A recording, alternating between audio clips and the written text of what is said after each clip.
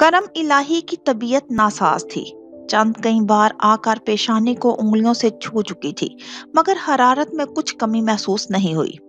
तुझ पर तो पट्टियों का असर भी नहीं हो रहा चचा, तुम मर जाएगा इस तरह। वो फिक्रमंदी से नाखून दांत में देकर कहने लगी।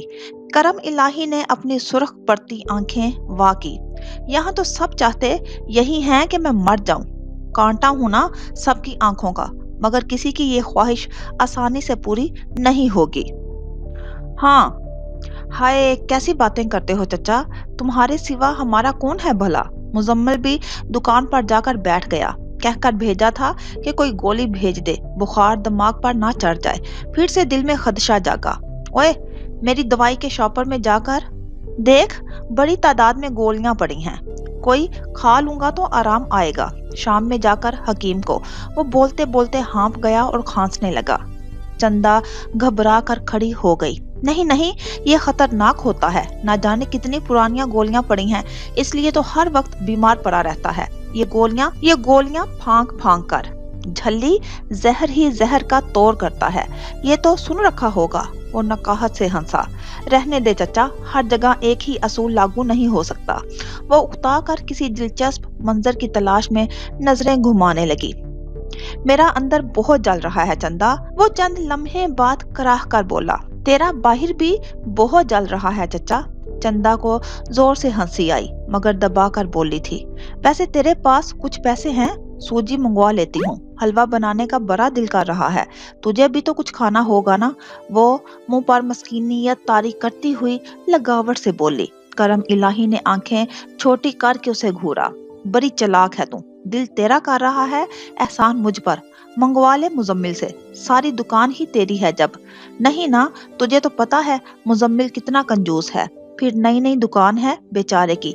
तेरी बात तो और है ना, तूने कौन सा अपने बच्चे पालने हैं। वो बेफिक्री से बोल रही थी।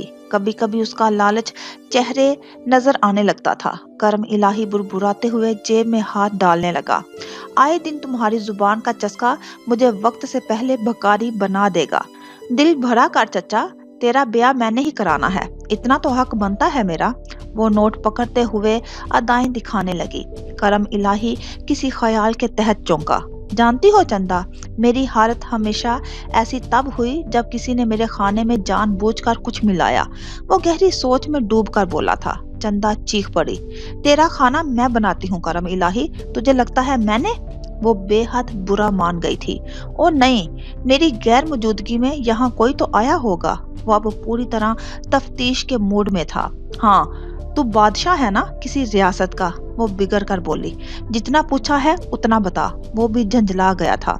साथ वाली बल्कीस आई थी अपने अब्बा के हुक्के के तंबाकू पर अंगारा रखने।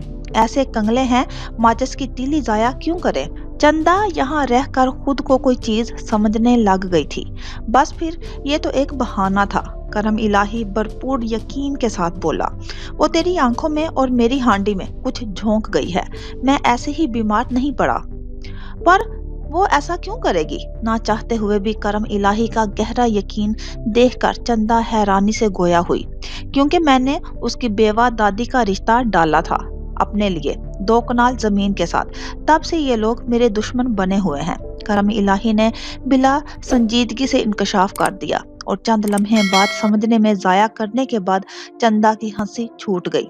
हा हा हा, उसकी दादी का रिश्ता। वो हंसी से लूट पूट होती बामुश्किल बोल पाई। तुम भी कमाल करता है चचा, अपनी जिंदगी में पहली बार देख रही हूँ तुझे जैसा बंदा। निकालती जा दांत, मेरे दुश्मन काम कर गए और तुझे मखौल सूझ रहे हैं। वो नागवारी से मुंह मोड़कर बुरबुराने लगा। चंदा हमदर्दी से उसके करीब आई। तू फिक्र ही क्यों करता है चंदा, तेरे साथ फिर क्या डर की क्या बात है। सबको मैं आप ही देख लूंगी और तेरा ब्याह भी सारा पिंड देखेगा। वो फखर से उसके शाने थपथपाने लगी। करम इलाही के चेहरे पर खुफगी के आसार रहे, मगर खतूत ढीले पड़ गए थे। उसी वक्त कोई सहन में दाखिल हुआ तो करम इलाही की नजर उस पर पड़ी। ओए बिस्मिल्लाह, बग्गू आया है, आजा आजा शाबाश, आज कैसे रास्ता भूल गया। करम इलाही सिमी के अब्बा को देखते ही खिल उठा। वो हमेशा उनकी पजीराई इसी तरह करता था। चंदा जो हल्की सी झुकी हुई थी, इस अजनबी को देखकर सीधी हुई और शाने से हाथ उठाया।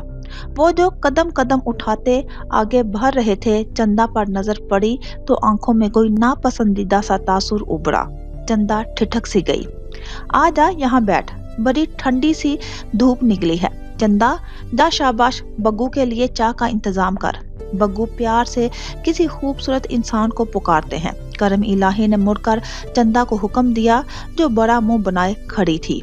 एक नजर डालने के बाद उसे मुकम्मल तौर पर नजरअंदाज किए अब्बा चारपाई के कोने पर बैठ चुके थे। उसकी जरूरत नहीं चचा, मैं तो तेरा हाल पूछने आया हूँ। उन्होंने सहूलत से इनकार कर दिया। चंदा करती हुई तंदूर पर चढ़ी और दीवार को कूदकर अपने घर उतर गई। ये भी अच्छी कही, महीनों बाद शक्ल दिखाने आ गया। किसी दिन अलान सुनता करम इलाही के मरने का और फिर अफसोस करता कि कई दिनों से खैरियत पूछने का सोच रहा था, बस किस्मत ने मौका ना दिया। करम इलाही इंतहाई जज्बाती होकर बोला था।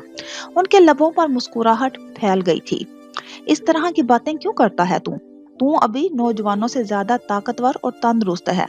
ये बात तो गलत नहीं है, मगर अजीजों का भी कोई हक बनता है कि नहीं?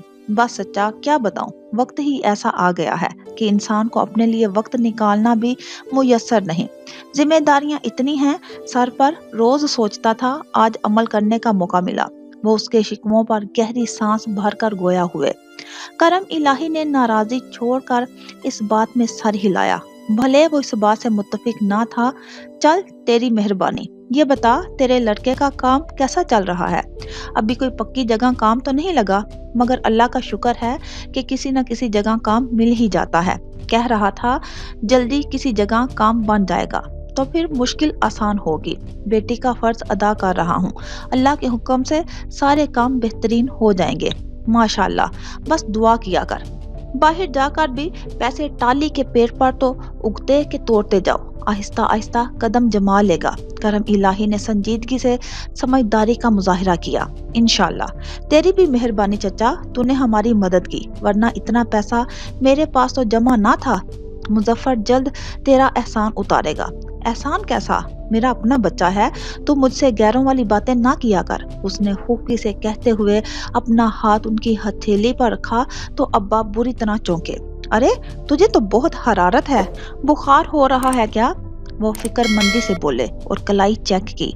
रहने दे यार, ये तो आए रोज का अजाब है, बुढ़ापे का रोग।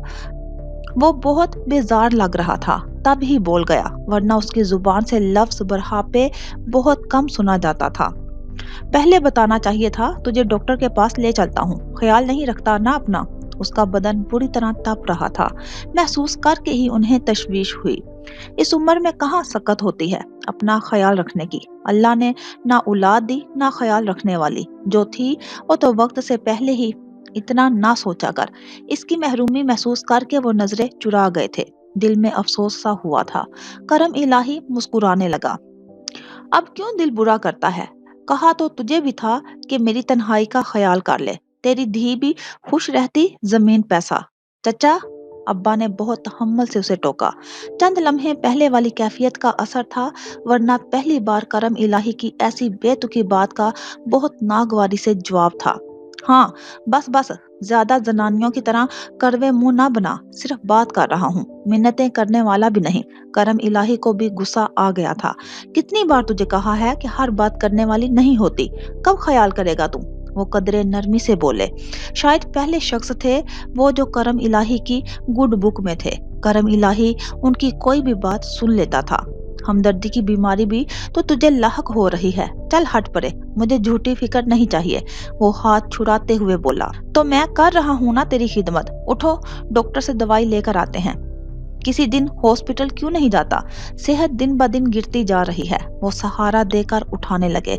करम इलाही राजी नहीं था। मैं कहीं नहीं जा रहा, हॉस्पिटल की दवाई में तो पानी ज्यादा भरा होता है, खाक असर नहीं होता। मेरे तो ये रोज के रोग हैं, खुद ही जान छोड़ जाएगा एक दिन, रात को तकलीफ बढ़ जाएगी। चचा जिद ना कर, मैं आ गया हूँ ना, तो ऐसी हालत में छोड़कर नहीं जा सकता। खुद चल कर खबर लेता हूँ हकीम की, हिम्मत कर। वो उन्हें सहारा देकर खड़ा करने में कामयाब हो गए। کرم الہی کی مزاحمت بھی دم توڑ گئی۔ اسے واقعی اس وقت دیکھ بھال کی اشد ضرورت تھی۔ حاکم کے چہار سو ایک خاموشی لپٹ گئی تھی جو عجیب سا شور کرتی۔ صدام کو اپنی زندگی کی پرواہ تھی، اسے اپنا حق یاد تھا۔ تاجور کو اپنی زیادتیوں نے نڈھال کر دیا جبکہ وہ اس کا مان ٹوٹا تھا۔ گہرا یقین، کوئی ٹھوس چیز جو بری طرح ٹوٹ کر صرف ریزہ ریزہ نہیں ہوتی بلکہ بہت اندر تک گھائل کرتی چلی جاتی ہے۔ ہر ایک سے لڑ سکتا تھا، اندھا یقین رکھ سکتا تھا صدام پر، مگر آج تو خود اس کا یقین اندھا ہو گیا تھا جب کھلی آنکھوں نے وہ منظر جذب کر لیے جو پہلے کانوں کے لیے تکلیف کا باعث بنتے آئے تھے۔ اب کوئی اسے سنانے والا نہیں تھا۔ کسی نے نہیں دیکھا کہ حاکم کا یقین کھوٹا ثابت ہو گیا۔ وہ کسی کے سامنے جواب دے تو نہیں تھا، ہاں سوائے خود کے۔ اس کا دل چاہ رہا تھا کہ وہ بھرم قائم کر لے صدام پر ایک بار پھر یقین۔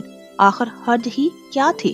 وہ بات ایسی تو نہیں کر رہا تھا کہ وہ اس پر اعتبار کرنا چھوڑ دے، لیکن اس کے باوجود کچھ تو تھا جو دل میں چبھتا تھا اور تاجور کی آواز کی باز گشت ہتھوڑے کی طرح دماغ میں برستی تھی۔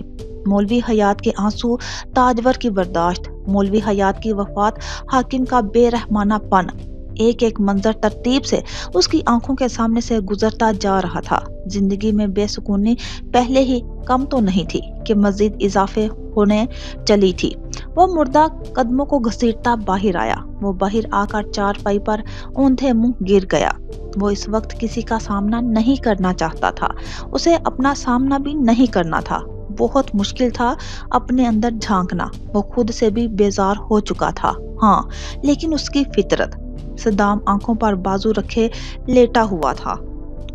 صدام، اس کی آواز نیند سے بوجھل تھی، رات بھر جاگنے کی غماز۔ صبا کو عطا پا کر بازو ہٹا لیا۔ تھوڑی دیر میں چلتے ہیں واپس۔ آنکھ لگ گئی تھی۔ وہ صبا کی اس اجنبی ماحول میں بے چینی ہونے کا سوچ کر بولا۔ صبا اس کے پاس بیٹھتے ہوئے ایک ادا سے مسکرائی۔ تم سے کس نے کہا میں واپس جانے کے لیے آئی ہوں؟ واپس تو جانا ہے، ہمارا ٹھکانہ کوئی اور ہے۔ وہ اس کی بات نہیں سمجھا تھا، لیکن یہ بھی تمہارا گھر ہے، بلکہ تم ہی بڑے ہو اس گھر کے، اس لحاظ سے تو میں اپنے ہی گھر میں ہوں۔ مجھے احساس ہے یہاں کا ماحول سازگار نہیں ہے۔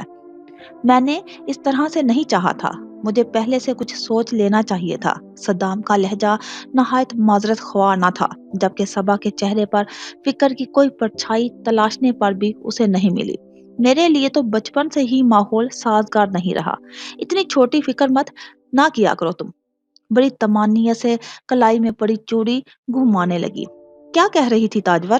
ابھی دیر تک ہنگامہ کرے گی، صدام کڑوے لہجے میں بولا۔ چہرے کے خطوط کھنچ گئے۔ کہہ رہی تھی وہ مان ہی نہیں سکتی کہ تم نے مجھ سے نکاح کیا ہے۔ صبا ایسے ہنسی جیسے کسی معصوم بچے کی بے وقوفی پر لطف اندوز ہو رہی ہو۔ صدام کی کرواہٹ تمسخر میں بدل گئی، جیسے اس کے ماننے نہ ماننے سے ہماری صحت پر فرق پڑے گا۔ حاکم نے تاجور کا منہ بند کروا دیا ہے، لیکن اب زخمی شیرنی ہے وہ۔ ایسے ہی ڈرامے پہلے بھی کرتی آئی ہے، کچھ ہاتھ نہیں آتا اس کے۔ صدام مطمئن اور پرسکون تھا، لیکن صبا شاید اسے شیرنی نہیں کچھ اور کہنا چاہیے۔ وہ گہری نگاہیں کسی غیر مرئی نقطے پر گاڑے کسی اور سمت میں پہنچی ہوئی تھی۔ ہماری بلا سے تم اس کے حوالے سے فکر مند مت ہو۔ صدام دیکھ نہیں رہا تھا، اسے کسی چیز کی فکر نہیں تھی۔ صدام، کیا ہم یہاں نہیں رہ سکتے اس گھر میں؟ اتنی اچانک سرایت سے بولی تھی کہ صدام کو یقین نہیں آیا۔ یہ تم کیا کہہ رہی ہو؟ اس گھر میں مطلب کیوں؟ حیرانی کے احساس نے اسے اٹھ کر بیٹھنے پر مجبور کر دیا۔ اس سے قبل کہ صبا کبھی اس گھر میں کوئی دلچسپی نہیں دکھائی تھی، اور آج یکدم کیوں؟ کیا میں اس گھر میں نہیں رہ سکتی؟ صبا الٹا سوال کرنے لگی۔ سوال یہ نہیں ہے، اس گھر میں ایسا کیا ہے کہ تم اچانک یہاں رہنے کی خواہش ظاہر کرو؟ یہی کہ اسے ہم گھر کہہ سکتے ہیں۔ یہاں تمہارے سارے رشتے دار ہیں، تمہاری بہنیں آتی ہیں، تمہاری ماں ہے۔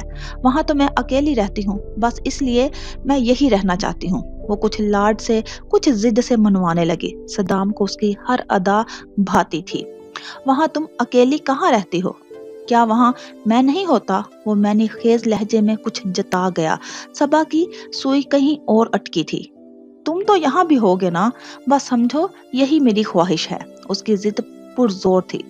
तुम तो कहती थी तुम्हें सिर्फ मुझसे मतलब है, एक रात ससुराल में गुजारते ही दिल बांट लिया तुमने, वो शरारती अंदाज में छेड़ने लगा। सबा खिलखिलाई, तुमसे ही मतलब है, बाकियों को अपनाने में वक्त लगेगा। तुम्हारी यही खुशी है तो यही रहो, हमें अपनी आंखों के सामने खुश देखे ताजवर, ताकि अपने ही लगाई आग में खुद जलती रहे। सद्दाम ने नफरत से उसका जिक्र किया था। सबा को खुशी हुई, पूरे एतमाद के साथ वो उठी और दिन के उजाले में आ गई। उसके तसव्वुर में ताजवर थी, काम शुरू होता है अब, और मेरा इंतजार भी। वो खुद से मुखातिब हुई, जो कुछ वो हाकिम और ताजवर के दरमियान देख आई थी वो रायगा नहीं जा सकता था। ताजवर की आंखों में जो कुछ लपकती उसे नजर आई वो और कुछ भी नहीं हो सकती थी, हाँ सवाए बगावत के।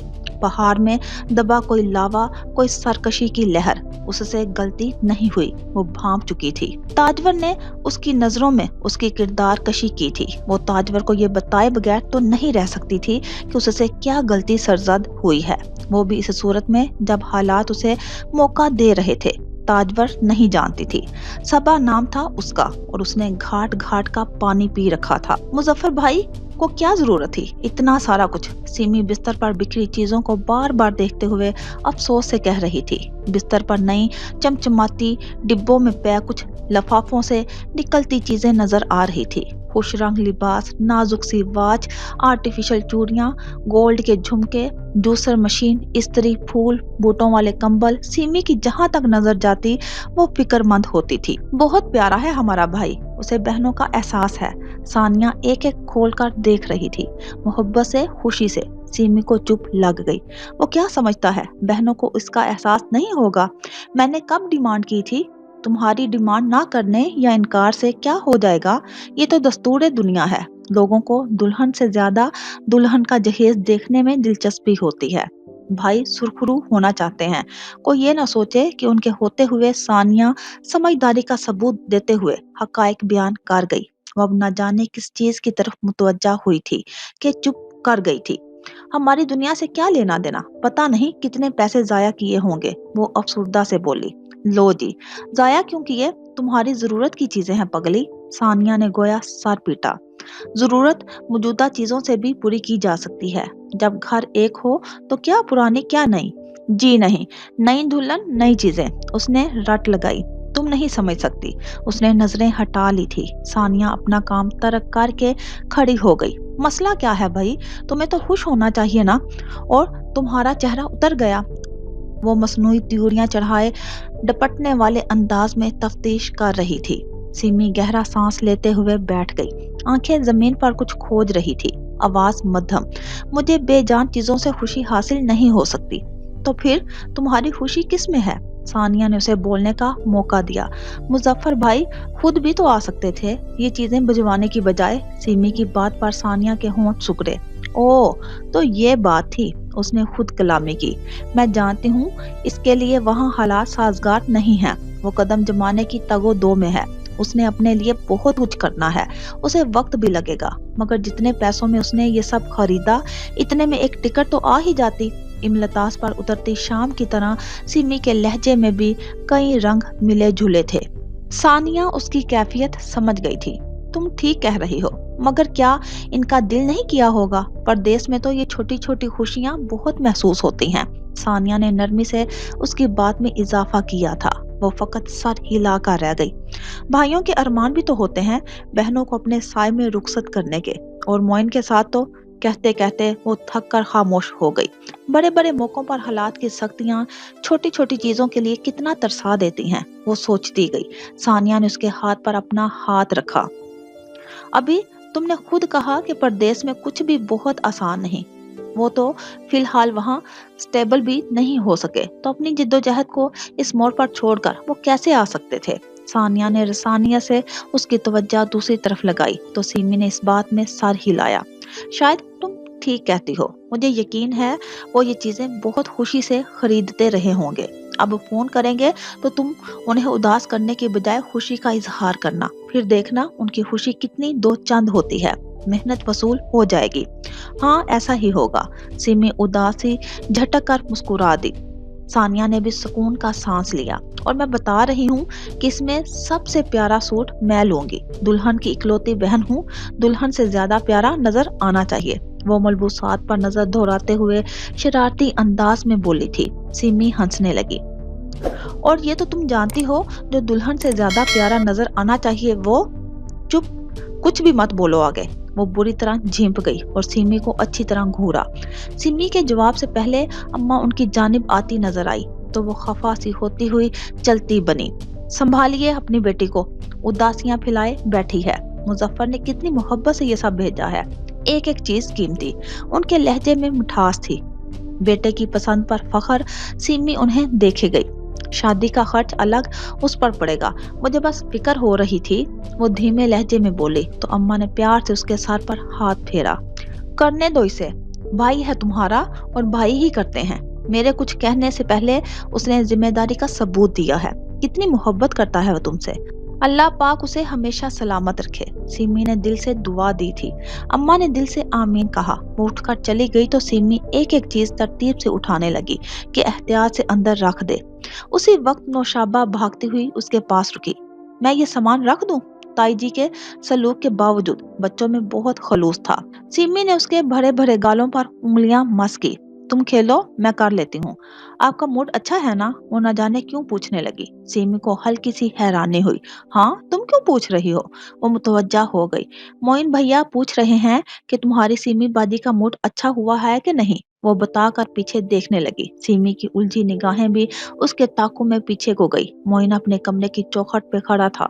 न जाने कब से, शायद उसे देखते हुए या कुछ सोचते हुए उसके चेहरे पर नरम नरम से तासुरात थे। यकीनन मुस्कुराहट की छाया। सिमी ने फौरन नजरें झुकाई। दिल खुश गुमानियों की लय पर धड़का।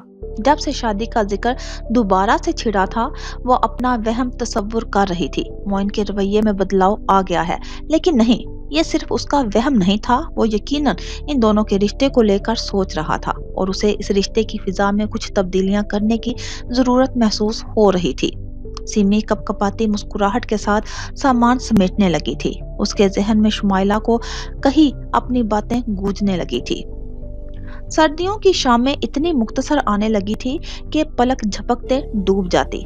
हाकिम जानवरों की चारा डाल रहा था। ताजवर बारे में आई तो आगे भरकर बाहर को खुलने वाला दरवाजा बंद कर दिया। फिर झाड़ू उठाकर अहाते की सफाई करने लगी। रात को जानवर अंदर बांधने के बाद सहन की सफाई कर दी जाती थी कि सुबह को साफ सुथरी जगह पर बांधकर हाकिम दूध निकालता था। ये रोज का मामूल था। फिर भी हाकिम ने एक नजर भर कर उसे देखा था। मैंने तुम्हें आवाज तो नहीं दी? मैं कर लूंगा। हाकिम की आवाज पर लम्हे भर को ताजवर का हाथ थमा, फिर उसी रफ्तार से शुरू हो गया। ये मेरा काम है, किसी के बुलाने या ना बुलाने से क्या फर्क पड़ता है। पहले भी मैं ही करती हूँ, लेकिन आज इसकी जरूरत नहीं है। वो संजीदगी से बोला। ताजवर पर कुछ असर नहीं हुआ। आज कौन सी नई बात हो गई है? वो तेजी से कचरा एक तरफ समेटती जा रही थी। ये बात मुझे तुमसे पूछनी चाहिए। तुम्हारा रवैया कह रहा है कि आज कोई नई बात हो गई है। हाकिम ने उसकी बात पकड़ ली। ताजवर ने बहुत दिक्कत के बाद खुद को हनूज पुरसुकून रखा था। सवाल आपने किया है, जवाब मेरी तरफ से बनता नहीं। मेरे लिए सब मामूल की बात है, कोई बड़ी बात नहीं। लेकिन तुम्हारे चेहरे पर साफ लिखा है कि ये सब तुम अपनी मर्जी से नहीं, जबरन कर रही हो। हाकिम उसे गौर से देख रहा था। ताजवर के हलक में कुछ अटक गया। मेरे चेहरे को शायद बेबसी की दास्तान सुनाने की आदत हो गई है। जब ही हर कोई लुत्फ लेने के लिए अपनी मर्जी की कहानी बना लेता है। उसके जवाब पर हाकिम ने एक गहरी सांस खारिज की। ताजवर कोई आम नहीं थी, वो हमेशा बहुत मुश्किल साबित हुई थी। तुम समझती क्यों नहीं हो कि मैंने तुम्हारे चेहरे पर बेबसी देखने के लिए ये नहीं किया। तुम खुद को खुद तकलीफ दे रही हो। ताजवर, चीजें इतनी पेचीदा नहीं होती जितनी हम इन्हें अपनी जिद और हट दर्मी के हाथों कर लेते हैं। वो कुछ झंझलाकर और लफ्ज लफ्ज पर जोर देकर कह रहा था। ताजवर मुस्कुरा दी। जिसकी जिंदगी में तकलीफ लिख दी गई हो, फिर वो उसे किसी और से मिल रही हो या खुद अपने आप से, कोई क्या कर सकता है। यानी तुम अपने फैसले पर कायम रहोगी? मैंने कोई फैसला किया ही कब है हाकिम? वो बैठे बैठे सर ऊंचा करके उसके लंबे चौड़े मर्द को देखने लगी। मेरी जिंदगी के सारे फैसले तो आपके हाथों होते आए हैं। मैं तो वो बेजान चीज हूँ कि जिसकी उफ करने की भी कोई औकात नहीं है। وہ بھی اس لیے کہ تم مجھے غلط سمجھتی رہی۔ میں جب بھی کوئی بات کی تم نے سرے سے میری ہی مخالفت کی۔ اگر تم نے کبھی سچے دل سے میری کسی بات کو تسلیم کیا ہوتا تو تمہیں یہ شکوے شکایتیں نہ ہوتی، مگر تاجور تمہیں میں نہیں سمجھ سکتا۔ وہ افسوس سے نفی میں سر ہلا رہا تھا۔ تاجور کے چہرے پر اس سے دگنا افسوس امڈ آیا تھا۔ میں نے کب آپ کی بات نہیں مانی؟ ابھی آپ کے منہ سے یہ بات ماننے اور تسلیم کرنے میں فرق ہے۔ تم مجبور ہو کر مان تو لیتی ہو، مگر تمہیں غلط تو ہمیشہ میں ہی لگ رہا ہوتا ہوں۔ ایسی بات ہے تو تاجور خواہ ہنس دی۔ میں کبھی آپ کی امیدوں پر پوری اتر ہی نہیں سکتی۔ ہماری زندگی اسی طرح چلنی ہے۔ وہ اب منہ موڑ کر دوسری سمت سے صفائی کرنے لگ گئی تھی۔ حاکم کچھ دیر اس کی پشت کو تکتا رہا۔ تم خوش تو نہیں ہو؟ تاجور نے حاکم کی بات سنی۔ کتنی ہی دیر اس سے کچھ بولا نہ گیا۔ میری خوشی کی پرواہ کس کو ہے؟ اس نے خود کلامی سی کی تھی، مگر حاکم نے سن لیا تھا۔ اسے اس درجے کی ناشکری سخت ناگوار گزری تھی، پھر بھی نہ جانے کیوں چپ رہ گیا۔ جس دن تم اپنا دل کشادہ کرو گی، خوشی اتنی مشکل نہیں رہے گی۔ آپ ٹھیک کہتے ہوں گے۔ تاجور نے حکم عدولی نہیں کی۔ حاکم اتنی رکھی گفتگو سے اکتا گیا اور اکتا کر اس کے ہاتھ سے جھاڑو لے لیا۔ جاؤ، جا کر بچوں کو دیکھو، یہ کام ہو جائے گا۔ تاجور اب کی بار ہاتھ جھاڑتی ہوئی بے آواز قدموں سے اندر کی جانب بڑھ گئی۔ ہاتھ دھو کر وہ بچوں کے کمرے میں آ گئی، پھر حمیدہ کو ایک نظر دیکھنے گئی۔ صبا کے کمرے کا بلب جل رہا تھا، مگر دروازہ بند تھا۔ صدام نے اپنے ڈیرے پر کسی نوعمر لڑکے کو رکھ لیا تھا جو اس کی غیر موجودگی میں کھیتوں اور جانوروں کی حفاظت کرتا، اور اب زیادہ تر گھر پر پایا جانے لگا تھا۔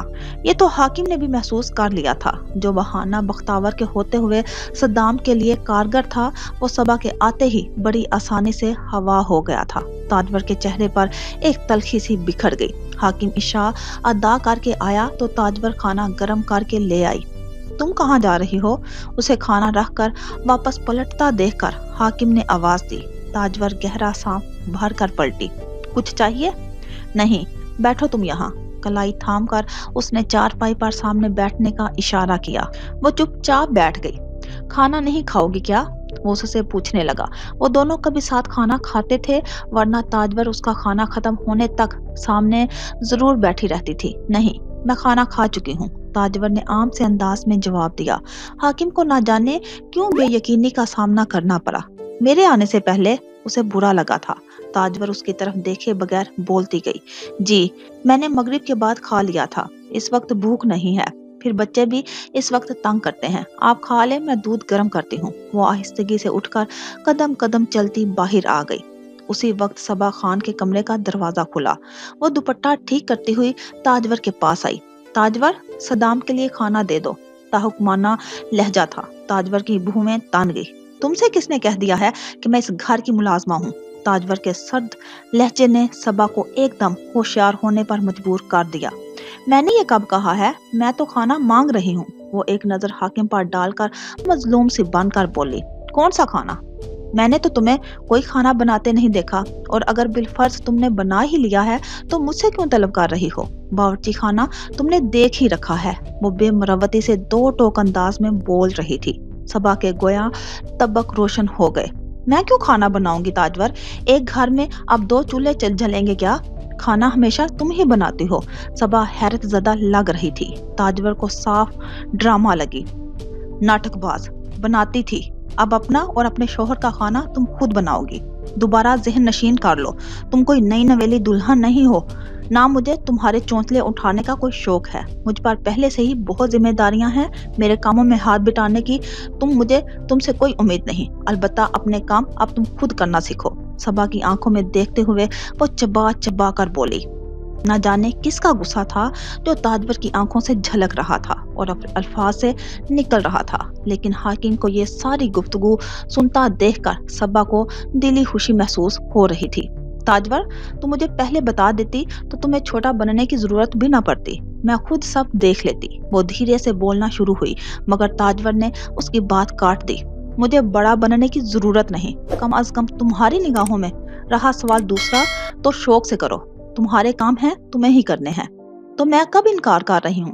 میں تو بس سارا دن اماں کے پاس بیٹھی رہی، मुझे एहसास ही नहीं हुआ कि हम लोग तुम्हारी आंखों में यूं भी खुल सकते हैं। सबा की आवाज में अफसर्दगी से घुल गई थी। ताजवर मुतासर हुए बगैर सुकून से बोली, यही एहसास दिलाने के लिए ही तो मैंने तुम्हारा खाना नहीं रखा सबा। अब मुझे यकीन है कि तुम्हें अपनी जिम्मेदारी हमेशा याद रहेगी। वो सीने पर हाथ रखे मीठे से लहजे में गोया हुई थी। सबा के चेहरे पर कुछ लहराया। उसने दांत पीसे थे, मगर उससे पहले कि वो कोई जवाब देती, खाना? हाकिम ताजवर का बर्तनों में लाकर रखा खाना सबा की तरफ बढ़ा रहा था। उसने शायद खाने को हाथ भी नहीं लगाया था। वो इसी तरह ढका हुआ था जिस तरह ताजवर रख कर आई थी। मगर हाकिम भाई, मुझे भूख नहीं है, आप ले जाएं सदाम के लिए। उसने हाथ आगे बढ़ा दिए। सबा ने दोनों हाथों से ट्रे थाम लिए। डटाई में इतनी तो थी वो। ताजवर सुन ही पड़ गई। हाकिम बिना एक लफ्ज कहे इन दोनों के बीच से निकलता हुआ बाहर चला गया। ताजवर शिकस्त खुर्दगी से लब काटी उसे देखते ही रह गई थी। मुझे बहुत अफसोस है ताजवर, सबा ने महफूज अंदाज में चींची किया तो ताजवर की साकत पलकों में जुम्बश हुई। तुम अपने साथ कितना बुरा कर रही हो, मुझे तुम्हारे अफसोस की जरूरत नहीं है, सुलगते लहजे में कहकर ताजवर ने रुख मोड़ लिया। सबा इतनी आसानी से जान छोड़ने वाली नहीं थी। अफसोस मुझे नहीं, तुम्हें करना होगा। बाखुदा तुम मुझसे पंगे लेकर अच्छा नहीं कर रही हो। तुम्हें अभी अपने पछतावों का एहसास नहीं है। उसका अंदाज मजाक उड़ाता हुआ मगर लहजा संगीन था। ताजवर ने तीखी नजरों से उसे देखा। मैं तुम्हें पहले भी बता चुकी हूँ कि मेरी नजरों में तुम्हारी कोई अहमियत नहीं है। मैं तुमसे कोई पंगा नहीं ले रही। मैं तुम्हें यकीन दिला रही हूँ कि जिसके दम पर तुम यहाँ आई हो उसी के दम पर सब कुछ करो। भूलना भी मत कि अपनी जिंदगी में मैं तुम्हें कोई मुकाम दूंगी। जानती हूँ तुम मुझे कुछ नहीं दे सकती, सबा ने भरपूर यकीन से कहा। लेकिन ताजवर, तुम बहुत जल्द अपनी सबसे कीमती चीज खोने जा रही हो। मुझे धमकी दे रही हो? ताजवर हंसी और फिर हंसती चली गई। सबा ने उसके खामोश होने का इंतजार किया। वो हंसी बमुश्किल बीच में रोक कर बोली थी, तुम अगर यहाँ आ ही गई हो तो तुम्हें लगता है अब ये घर तुम्हारा है और तुम मुझसे ये छीन लोगी? वाकई तुम ये सोचती हो कि मेरे लिए ये घर कीमती होगा? वो तंजिया निगाहें सबा पर जमा कर सवाल कर रही थी। सबा ने कुछ नहीं कहा, सिर्फ उसके चेहरे पर कुछ खोजती रही। तुम जो मर्जी कर लो, मेरे लिए इस घर में कुछ भी कीमती नहीं है, इसलिए अपने खोखले अल्फाज अपने पास संभाल कर रखो। वो कहकर मजीद रुकी नहीं और एक निगाह गलत डालकर अपने कमरे की सिमत भरने लगी। सबा की आवाज ने तेजी से उसका पीछा किया था। किसी भी चीज की अहमियत का अंदाजा उसके छिन जाने के बाद होता है, ये एहसास मैं तुम्हें दिलाऊंगी। ताजवर बरामदे के आखिरी कोने पर जाकर ठहर गई। सबा खान वहां से जा चुकी थी। मिसले बहिश्त का बेदाग आसमान कबूतरों की उड़ान से ढका ढका लग रहा था। सूरज की नारंगी किरणों के हमरा कई रंग के परिंदे अपने आशियानों के रास्ते पर प्रवास कर रहे थे। ऐसे में आसमान के दामन में परों की फुड़फुड़ाहट का शोर गूंज रहा था। दो कबूतर थक हार कर सीमी की छत की मंडेर पर दो पल को आ बैठे तो शुमाइला ने अपना आंचल लहरा कर उन्हें दोबारा से उड़ा दिया और फिर उन्हें फिजा में गुम होता देखकर हंसने लगी। कभी कभी दिल करता है कि काश हम परिंदे होते, बहुत खुशी के एहसास के तहत हल्के दिल के साथ पूरे आसमान की सैर करते और कितनी ही वादियों में अपनी खुशी के नक्श छोड़ते। वो बात फिर भी इतनी बड़ी लग रही होती है कि ये दुनिया छोटी पड़ती मालूम होती है। वो दोनों चाय के कप हाथ में लिए छत पर वॉक कर रही थी। सिमी का शुमाइला के घर आना जाना थोड़ा सा कम हो गया था, वजह उसके घर में अपनी मसरूफियत। दूसरी तरफ शुमाइला भी अपने पहले ड्रामे पर काम कर रही थी, इसलिए बहुत कोशिश के बाद आज खुद चल कर आई थी। तुम्हारी खुशी को किसी की नजर न लगे तो पहले भी तुम मुझसे शेयर कर सकती थी। मुझे मालूम है कि कोई बात तुम्हारे पेट में ठहरती ही नहीं जब तक मुझसे हजार जाविये से उसको डिस्कस ना कर लो। सीमिया ने चाय का सिप लेते हुए मुस्कुरा कर जवाब दिया। शुमाइला हमेशा से ज्यादा खुश खुश उसे बहुत अच्छी लग रही थी। सच में यार, तुम्हारा ही आसरा होता है, ऊपर से तुमने दाखला बंद किया हुआ है। अब मजबूरन मैं खुद ना आती तो शायद घर में ही किसी को पकड़ के मैंने बता देना था। बात के इख्तिताम पर दोनों एक साथ खिलखिलाकर हंस दी पड़ी थी। बात के इख्तिताम पर दोनों एक साथ खिलखिलाकर हंस पड़ी थी। बेवकूफ लड़की, जिस तरह अब आई हो इसी तरह पहले भी तशरीफ ला सकती थी। सिमी ने उसे शर्म दिलाती, मगर शुमाइला को शर्म नहीं आई। मैं कोई फारिग नहीं बैठी मेरी जान, प्रिंट मीडिया आसान है, टीवी पर लिखने का हमारा पहला तजुर्बा है और सुनने में आता है कि बहुत दफा एक चीज बार बार लिखवाई जाती है, इसलिए मेरा ज्यादातर वक्त तो लैपटॉप के आगे गुजरता है। जल्दी से ये आधा काम मुकम्मल हो ताकि तुम्हारी शादी की तैयारियां कर सकूं, बाकी बाद में सही। सानिया ने तुम्हें बताया ही होगा। नहीं, वो शायद फौरन वापस आ गई थी। मुझसे जिक्र नहीं किया तुम्हारी मसरूफियत का, सिमी ने जवाब दिया। हाँ, सानिया कहाँ मसरूफ रहती है, वो भी कम कम ही तुम्हारे काम से आती है, शमरेज उसका पूछ रहा था। शुमाइला ने नॉर्मल से लहजे में कहा। सिमी चौंक कर उसे देखने लगी। क्या कि सानिया भी अब नजर नहीं आती? तुम्हें तो पता है वो तुम दोनों का कितना पूछता है कि एक दो दिन तक गायब हो जाओ तो। शुमाइला मुस्कुरा रही थी। सिमी खामोश हो गई। शुमाइला के अंदाज से नहीं लग रहा था कि उसे शमरेज के जज्बात का इल्म है। सिमी ने भी वक्त आने तक खामोश रहने में मसलहत जानी। खैर, तुम अपनी बात करो। जिस खुशी में तुम आसमान का परिंदा बनने की ख्वाहिश कर रही हो, उसने मौजू बदल दिया तो शुमाइला को अपना मनपसंद किस्सा सुनाने का ख्याल आया। हाँ, खिजर ने मुझे चेन सेट गिफ्ट किया है सिमी। हम दोनों ने शानदार सा लंच किया और बहुत सारी बातें। शुमाइला ने हाथ फैलाकर खूबसूरत तासुरात के साथ कहा। उसके चेहरे पर बिखरे अनोखे जज्बों के रंग इस नारंगी शाम में सिमी को मबहूत सा कर गए थे। वाओ, इसका मतलब मेरा शक ठीक निकला, सिमी गहरी मुस्कुराहट के साथ बोली तो शुमाइला ने सवालिया निगाहों से देखा। कैसा शक? खिजर ने तुम्हें किसी खास प्लान के तहत बुलाया था। मसलन कैसा प्लान? खिजर ने तुम्हें प्रपोज किया है? हाँ हाँ हाँ, नहीं, कोई इशारा या अपनी मोहब्बत का इजहार, अपने साथ की यकीन दहानी?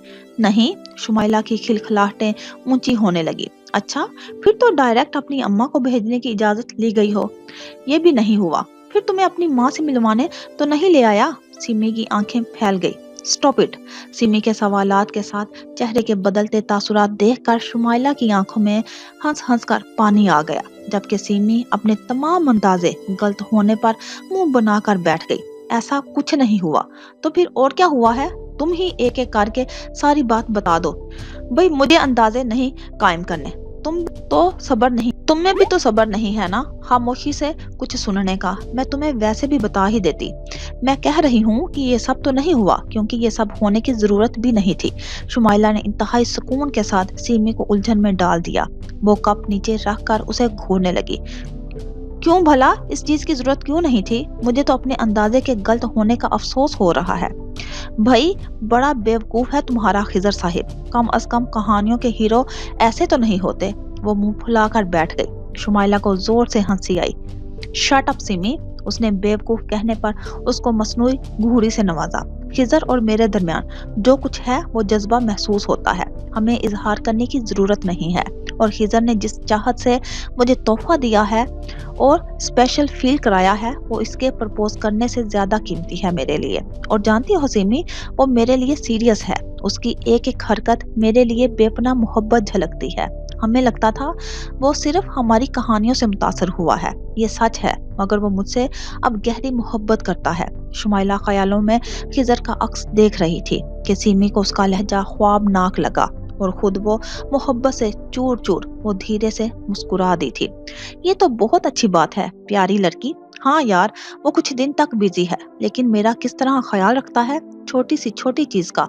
और कोई भी कहानी पढ़कर इतने बारीक नुक्ते की तरफ तवज्जो दिलाता है कि आगे कहीं किसी कारी को कोई तिश्नगी महसूस ना हो। रोज मुझसे बात किए बगैर उसकी रात नहीं ढलती। और सिमी, अब उसने कहा कि वो बहुत जल्द मुझे कोई सरप्राइज देगा। और जानती हो वो सरप्राइज? शुमाइला ने बात अधूरी छोड़ी और निचला लब दबाकर सिमी को देखा। वो बगौर उसे सुन रही थी, पूछने लगी। हाँ, कैसा सरप्राइज? वो यकीनन अपनी माँ को मेरे घर भेजना चाहता है। उसने मुझसे मदद की दरख्वास्त की है कि तुम खुद सोचो, उसके रिश्ते की सिफारिश के अलावा भला उसे मुझसे और कौन सी मदद चाहिए होगी। वो भुएं उचकाकर सिमी से तायद चाहने लगा। सिमी ने भी यकीन के साथ इस बात में सर हिलाया था। हाँ, तुम ठीक कह रही हो शुमाइला, वैसे इतना भी बेवकूफ नहीं है। थोड़ी सी रायत के बाद हीरो बन ही सकता है। सिमी ने शरारत से कहा तो शुमाइला खिलखिलाकर हंस पड़ी। तुम ना मुझसे बुरी तरह पिटोगी। वाह, हम पर अब ये वक्त आ गया है। खैर मैडम, वो तो अपने हिस्से का काम कर देगा, मगर तुमने क्या सोचा है? इससे पहले कि तुम्हें बात करनी होगी ना घर में या उसकी अम्मा की आमद के बाद कुछ सोचोगी, तुमने अरेंज मैरिज का रंग देना है। यार, मसला तो फकत एक ही है कि अम्मी का इरादा पुप्पो की तरफ है और अहमर का झुकाव भी मेरी तरफ किसी से ढका छुपा नहीं है। मैं जानती हूँ अहमर और खिजर का कोई मुकाबला नहीं। खिजर का पलड़ा बहुत भारी रहेगा और बाबा को तो मैं जानती हूँ कि वो मेरी मर्जी तो जरूर जानेंगे। मुझे नहीं लगता कि खिजर को इनकार हो सकता है, वो पूरे यकीन के साथ बोली थी। सिमी को उसका एतमाद अच्छा लगा।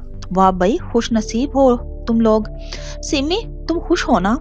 हम दोनों को एक साथ देखकर कहीं कुछ गलत तो नहीं होगा? वो जरा देर को संजीदा होकर दरियाफ्त करने लगी। सीमी उसकी फिक्र पर मुस्कुराई थी। मैं मुतमिन हूँ शुमाइला, और अल्लाह ताला ने तुम दोनों का नसीब लिखा है, तो कहीं कुछ गलत भी हुआ तो आखिर में सब अच्छा हो जाएगा। खिजर और तुम बहुत खुश रहोगे। मैं चाहती थी कि अल्लाह तुम्हारे नसीब में बहुत नेक करे, और अब मैं बहुत खुश हूँ। तुम दोनों का कपल नजर लग जाने की हद तक खूबसूरत होगा।